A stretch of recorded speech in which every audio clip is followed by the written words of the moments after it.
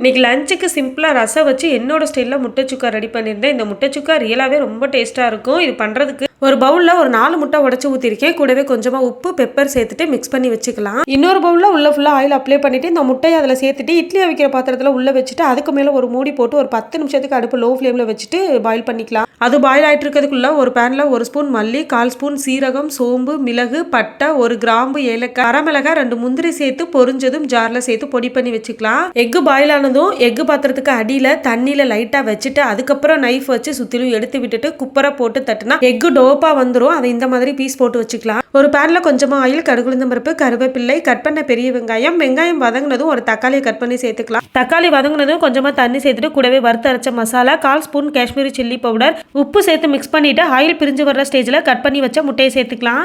நல்லா மிக்ஸ் பண்ணி விட்டு ஒரு 2 மினிட்ஸ்க்கு அப்புறமா இறக்கி வச்சா என்னோட ஸ்டைலில் முட்டை சுக்கா ரெடி. நான் சாதத்து கூட தான் போட்டு சாப்பிட்டேன். சூப்பராக இருக்கும். ட்ரை பண்ணி பாருங்க.